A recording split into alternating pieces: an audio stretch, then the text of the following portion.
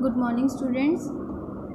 हम कर रहे हैं हमारा chapter forms of business organisation, जिसमें हमने क्या है जॉइंट स्टॉक कंपनी के बारे में स्टडी किया था कि जॉइंट स्टॉक कंपनी क्या होती है, उसके क्या फ़ायदे हैं और क्या नुकसान है। ठीक है, आज हम रीड करेंगे formation of a joint stock company कि एक जॉइंट स्टॉक कंपनी को की फॉर्मेशन कैसे की जाती है। Joint stock company has to follow a certain specified legal procedure for its formation कि जॉइंट स्टॉक कंपनी को क्या है एक लीगल प्रोसीजर को फॉलो करना पड़ता है। और उसमें क्या क्या एक्शंस रिक्वायर्ड हैं। सबसे पहले promotion, incorporation, capital subscription stage and commencement of business. सबसे पहले आज हम रीड करेंगे हमारी फर्स्ट स्टेज के बारे में, जिसका नाम है प्रमोशन। प्रमोशन स्टेज में क्या आएगा, ये कहाँ से स्टार्ट होती है। जैसे ही एक पर्सन के माइंड में आइडिया आया बिजनेस स्टार्ट करने का, कंपनी स्टार्ट करने का, ठीक है, वहाँ से ये स्टेज स्टार्ट होती है। Promotion stage includes the all steps right from the conception of idea to starting the company की जैसे ही हमारे माइंड में आइडिया आया वहाँ से प्रमोशन स्टेज स्टार्ट हो जाती है till it is formed. It is the process of planning and organising all the resources required to form a company की ये क्या है, प्लानिंग और उसको ऑर्गेनाइज करना, एक कंपनी रन करने के लिए सारे रिसोर्सेज जो भी रिक्वायर्ड हैं। Promotion involves the discovery of business idea, its investigation and assembling necessary resources to set up the business की आइडिया माइंड में आना, फिर उसके बारे में मतलब कि रिसर्च वगैरह करना और फिर क्या है उसको सेटअप करने के लिए रिसोर्सेज को असेंबल करना। The person who performs all the activities during the promotion stage is known as a promoter कि जो पर्सन क्या है सारी एक्टिविटीज़ को परफॉर्म करता है प्रमोशन की, उसको क्या बोलते हैं, promoter. The promoter conceives the business idea and takes all initiative to form a company. और प्रमोटर क्या है, वही क्या है आइडिया स्टार्ट करता है और सारे इनिशिएटिव्स पहल या स्टेप्स उठाता है कंपनी को स्टार्ट करने के लिए। ठीक है, the promoter performs the following function. जो प्रमोटर है वो क्या है, फॉलोइंग फंक्शंस को परफॉर्म करता है। इसमें क्या है, सबसे पहले आइडेंटिफिकेशन ऑफ बिजनेस अपॉर्चुनिटीज़। सबसे पहले क्या है वो बिजनेस अपॉर्चुनिटीज़ देखता है कि अब उसके माइंड में आइडिया तो आ गया, तो जो बिजनेस उसने सोचा है उसकी क्या अपॉर्चुनिटीज़ हैं, क्या क्या उसके सामने रास्ते खुले हुए हैं। ठीक है, the promotion stage begins with the discovery of an idea to setup a business. It can be idea to setup a new business और to idea to expand the existing business. अब आइडिया दोनों हो सकते हैं कि वो क्या है एक नया बिजनेस ओपन करें या फिर एग्जिस्टिंग बिजनेस को एक्सपेंड करें। The promoter identifies the profitability of the idea by analysing the opportunities available in that area कि वो क्या है इसको क्या है एनालाइज करता है अपने इन्वायरमेंट को और देखता है कि इसको क्या क्या अपॉर्चुनिटीज़ अवेलेबल हैं अपने आइडिया के लिए। ठीक है, कितना मतलब कि उसको कैपिटल की रिक्वायरमेंट होगी, कितना रिस्क इन्वॉल्व है, इन सब फैक्टर्स को वो एनालाइज करता है। सेकंड है फिजिबिलिटी स्टडीज। फिजिबिलिटी मतलब कि अब वर्कबिलिटी कितनी है। अब उसने आइडिया तो ले लिया, ठीक है, उसको एनालाइज कर लिया अपॉर्चुनिटीज, अब उसके लिए क्या क्या रिसोर्सेज रिक्वायर्ड होंगे उनको वो टुगेदर करेगा। After analyzing the concept related to the idea discovered, the promoter starts doing detailed investigation to give a practical shape to the idea. He does detailed investigation regarding cost, profitability, production process, demand of the product, etc. कि कितनी cost आएगी, क्या quality maintain करनी है, profitability कितनी है, ठीक है, कौन सी production process को वो adopt करे या कितनी demand है market में पर्टिकुलर प्रोडक्ट की। While doing this, the promoter takes the help of a specialist or experts such as chartered accountants, engineer। और ऐसा करते टाइम वो क्या है एक्सपर्ट्स की हेल्प ले सकता है। The specialist make an objective analysis of all the details collected by the promoter. The report of the specialist help the promoter to take a decision regarding the size of the business, location in the plant, amount of capital, etc. कि जो भी वो report देते हैं उसके base पे सही decision making कर सकता है कि उसका बिजनेस मतलब कि कितने स्केल पे उसको करना चाहिए और इस पर कैपिटल कितनी रिक्वायरमेंट होगी या लोकेशन क्या होगी हमारे प्लांट की। अब फिजिबिलिटी में क्या क्या मतलब कि इनमें क्या क्या आ जाएगा, टेक्निकल फिजिबिलिटी, इसमें क्या है टेक्नोलॉजी से related. Sometimes the idea is good but technically it may not be possible to implement the idea. It may be due to non availability of raw material, inputs, technology etcetera. कि हमारे mind में idea तो आ गया, idea तो वो अच्छा है but उसको क्या है रिप्रेजेंट करना मुश्किल है कि जो हमने आइडिया सोचा हो सकता है उसका रॉ मटेरियल या इनपुट्स जो भी हमें चाहिए वो हमारे पास अवेलेबल ना हो। तो ये क्या है टेक्निकल फिजिबिलिटी, इसके बारे में सोचना और इसको अवेलेबल करवाना। आगे फाइनेंशियल फिजिबिलिटी, कैपिटल से रिलेटेड होगी। इफ़ द कैपिटल और funds for the business ideas are so large that these can not be arranged within the available means then it is said to be financial unfeasible. कि क्या है, जो भी capital requirement है वो अगर large amount पे है और हम उसको क्या है अवेलेबल नहीं करवा सकते तो इसको क्या है फाइनेंशियल अनफिजिबल बोलेंगे, कि हमारी जो फाइनेंशियल एबिलिटी है वो उतनी ज़्यादा स्ट्रॉन्ग नहीं है। Example, one may have to an idea to urbanize the rural area, but the funds required to carry out this idea are so huge that it may not be converted into action plan due to financial unfeasibility। कि अब किसी ने क्या है rural area को urbanise करने का सोचा, बट इसमें जो हमें फंड्स रिक्वायर वो क्या है हाई लेवल पे हमें फंड्स रिक्वायर्ड हैं। तो मतलब कि हमने आइडिया तो सोच लिया, आइडिया तो अच्छा था, बट उसको क्या है फाइनेंशियली हमारे पास इतनी हमारी पोटेंशियल नहीं है कि हम उसको उस प्लान को क्या है एक्शन में कन्वर्ट कर सकें। ठीक है, इसको फाइनेंशियल अनफिजिबिलिटी बोलेंगे। Economic feasibility, sometimes a project is abundant just because it might not be very profitable. कभी कभी एक प्रोजेक्ट को छोड़ना पड़ता है क्योंकि वो क्या है प्रॉफिटेबल नहीं होता। Generally businessman prefer to carry on with the ideas which are profitable. कि जो मतलब कि बिजनेसमैन वही प्रोजेक्ट कंटिन्यू करते हैं जो क्या है उनके लिए प्रॉफिटेबल हो। अगर हम कोई प्रोजेक्ट से विड्रॉ करते हैं इट मीन्स वो क्या है हमारी इकोनॉमिक अनफिजिबिलिटी है। थर्ड स्टेप क्या लेंगे, प्रमोटर नेम अप्रूवल। ठीक है, two companies can not have identical names, दो कंपनीज का सेम नेम नहीं हो सकता। It is necessary for every company to get its names approved from the registrar so that it does not match with any other companies name. कि ये necessary है company के लिए कि अपनी जो कंपनी का नेम है वो रजिस्टर करवाए रजिस्ट्रार से, क्योंकि दो कंपनीज के नेम मैच नहीं होने चाहिए। Generally company gives these names in order of priority to the registrar. The registrar matches the name with the names of other companies and if it is not identical then the registrar approves the name. कि ये name भेजते हैं कि हमें अपनी firm का ये नाम रखना है, रजिस्ट्रार मैच करता है कि ये किसी अदर फर्म के साथ मिलता तो नहीं है, अगर वो नहीं मिलता होता तो वो नेम अप्रूव कर दिया जाता है। Fixing up signatories to memorandum of association. अब प्रमोटर्स को इसमें ये डिसाइड करना होता है कि ऐसे कौन कौन से लोग हैं जो मेमोरेंडम ऑफ एसोसिएशन को साइन करेंगे। मेमोरेंडम ऑफ एसोसिएशन एक ऐसा डॉक्यूमेंट है जिसमें सारे कंपनी के ऑब्जेक्टिव्स मेंशन होते हैं। इसके बारे में हम आगे रीड करेंगे डॉक्यूमेंट्स में। Usually the signatories of memorandum became the first directors of the company. कि जो मेमोरेंडम को साइन करते हैं मोस्टली वही क्या है फर्स्ट डायरेक्टर्स बनते हैं कंपनी के। Promoters also take their written consent to act as directors and ask them to buy qualification shares। qualification shares क्या होते हैं, जितने मतलब कि मिनिमम नंबर रिक्वायर्ड होते हैं परचेज करने के लिए। ठीक है, वो नंबर। आगे है appointment of professionals. The promoter appoints the brokers and under writers. Brokers जैसे दलाल होते हैं, ठीक है, अंडर राइटर्स दलाल वगैरह होना जो हमारे शेयर्स को सेल करते हैं मार्केट में। To ensure the availability of capital by sale of a company's security and solicitors are appointed to deal with the legal matters of the company. Bankers are appointed to have smooth financial dealings। मतलब कि experts की appointments की जाती है। आगे है preparation of necessary documents. इसके बाद जो प्रमोटर है उसको क्या है सारे जो नेसेसरी डॉक्यूमेंट्स हैं उनको भी तैयार करना होता है और उनको क्या है रजिस्ट्रार के पास सबमिट करवाना होता है। इंपॉर्टेंट डॉक्यूमेंट्स में जैसे कि memorandum of association, article of association, prospectus हो गया कंपनी का, इन सब के बारे में हम फर्दर डिटेल में स्टडी करेंगे। हमारी सेकेंड स्टेज है इनकॉर्पोरेशन स्टेज, यानी कि कंपनी को इनकॉर्पोरेट करना। Incorporation of a company is the second stage in the formation of company. Incorporation refers to the registration of the company under Companies Act 2013। Incorporation का मतलब कि company को register करवाना। अब उसने प्रमोटर ने आइडिया थिंक कर लिया, ठीक है, उसके लिए जो मतलब कि अब ने कहे फर्स्ट जो नेसेसरी थिंग्स थी वो कंडक्ट कर ली। अब उसके बाद क्या करेंगे, उसको रजिस्टर करवाएंगे अंडर द कंपनीज एक्ट 2013।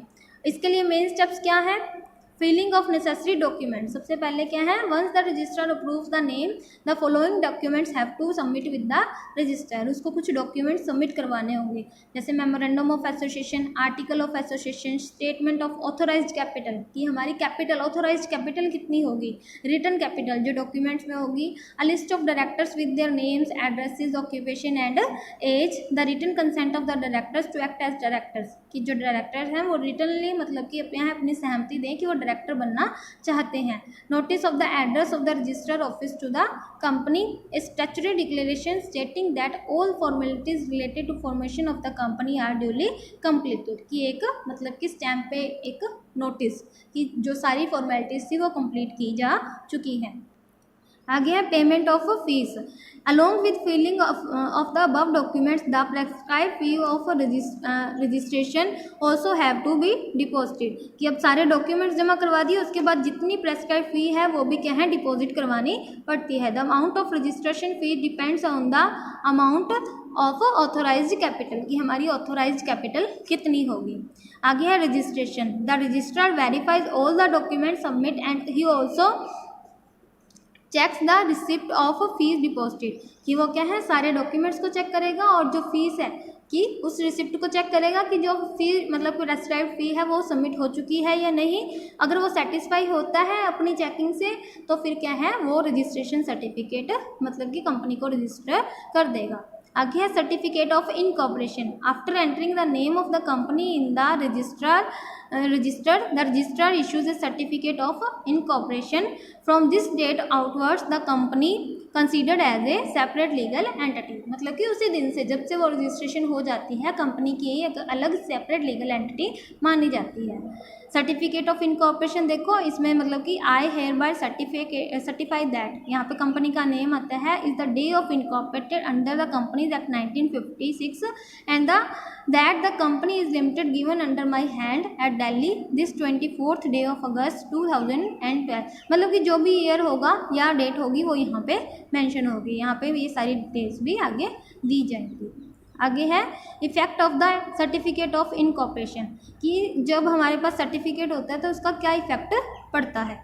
इसमें है कि जो सर्टिफिकेट ऑफ इनकॉर्पोरेशन है उसके क्या क्या इफेक्ट पड़ते हैं। एक तो क्या है कंपनी की सेपरेट लीगल एंटिटी मानी जाती है, परपेचुअल सक्सेशन माना जाता है उसी दिन से, और क्या है ये एक एविडेंस के रूप में काम करता है कि कंपनी की एक लीगल एग्जिस्टेंस है अब, ठीक है।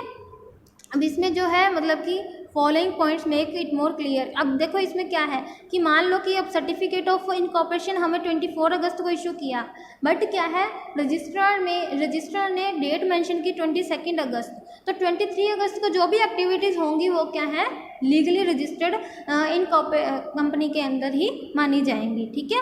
और अगर सर्टिफिकेट हमें इशू हो गया और बाद में ये देखते हैं कि जो मेमोरेंडम है वहाँ पे सिग्नेचर होने क्या है रह गए हैं, तो भी क्या है इसको वैलिड माना जाएगा, इनकॉर्पोरेशन को इनवैलिड नहीं माना जाएगा, ठीक है। आगे है capital subscription stage.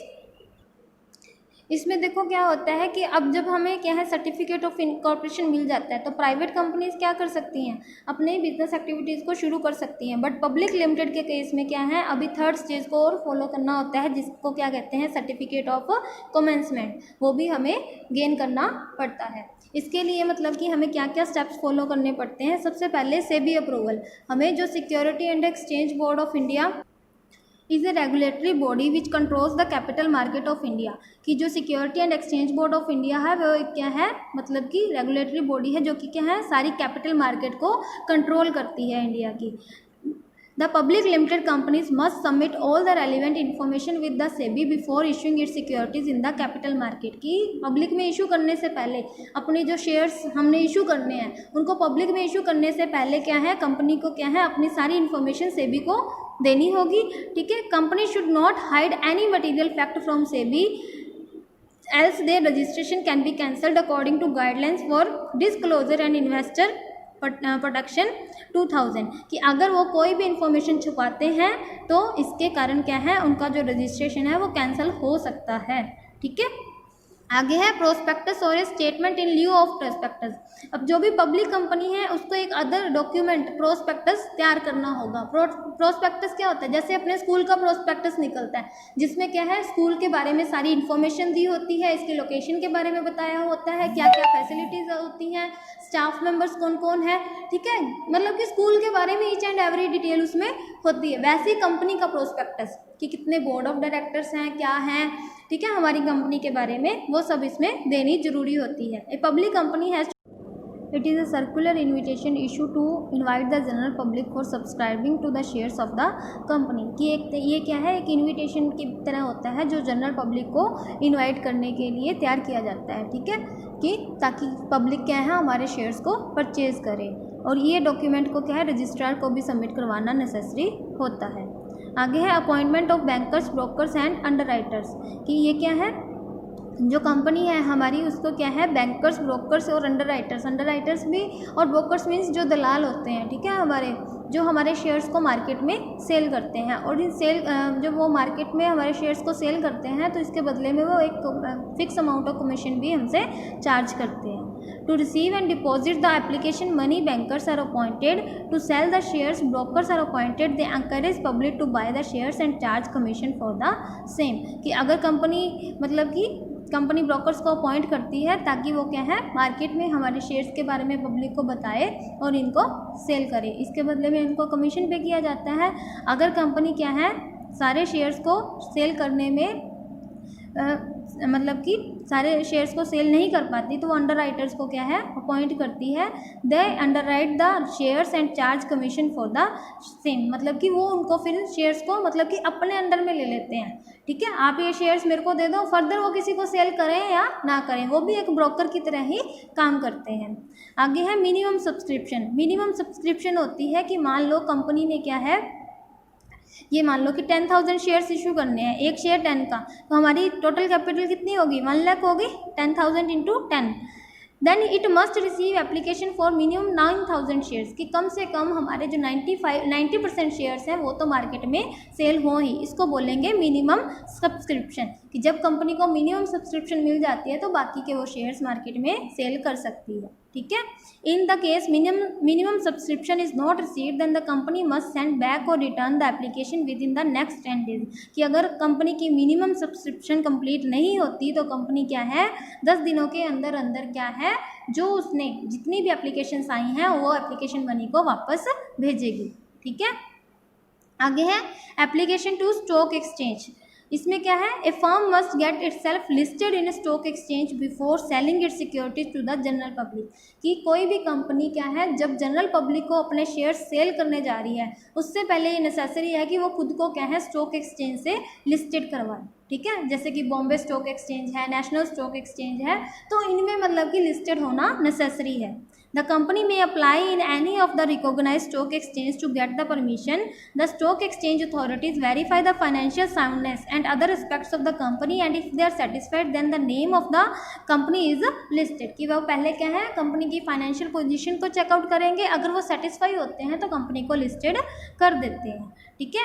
If a firm does not get permission from stock exchange with in 10 weeks from the date of closure of subscription list, then allotment will become void and the money received from applicant must be retained. कि मतलब कि allotment money होती है कि पहले हमने application money invite की, उसके बाद अलॉटमेंट मनी, ठीक है, उसके बाद भी जो जनरल पब्लिक से हम मंगवाएंगे कैपिटल उसको अलॉटमेंट मनी बोलेंगे, तो ये क्या है वॉइड हो जाएगी, वो इलीगल मानी जाएगी और एप्लीकेशन मनी भी रिटर्न करनी पड़ेगी।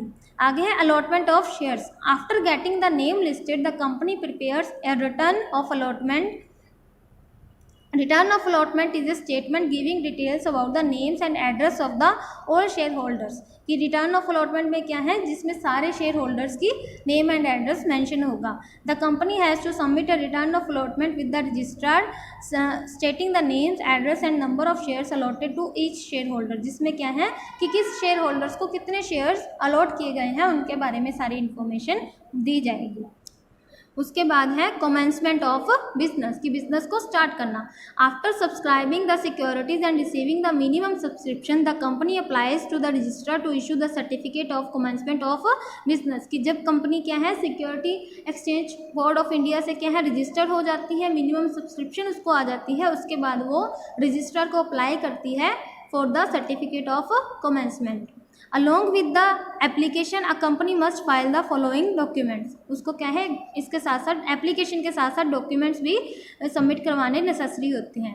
अ declaration that shares payable in cash have been subscribed for and minimum subscription has been received, कि जो भी मतलब कि शेयर्स पेबल थे कैश में, उनको क्या है, मिनिमम सब्सक्रिप्शन उनकी मिल चुकी है।